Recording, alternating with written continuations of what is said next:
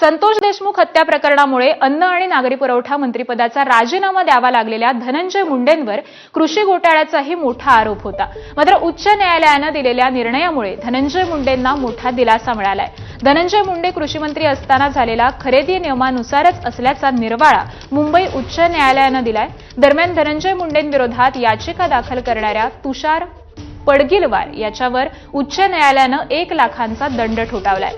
अंजली दमनिया, सुरेश धस यांच्यासह अनेकांनी धनंजय मुंडेंवर कृषी साहित्य खरेदी घोटाळ्याचा हा आरोप लावला होता।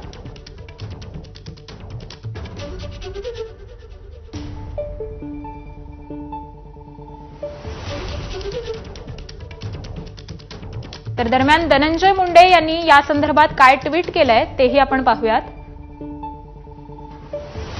सत्यमेव जयते, शेतकरी वर्गास उत्पन्न वाढी दृष्टीने देशाचे पंतप्रधान नरेंद्र मोदी यांच्या धोरणाचा विचार करून शेतकऱ्यांच्या हितास प्राधान्य देणारा धोरणात्मक निर्णय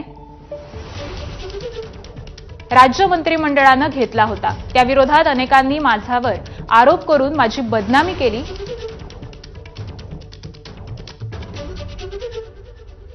मात्र न्यायदेवतेने सत्याची बाजू समोर आणत योग्य न्याय केला। आपला तो निर्णय योग्यच होता।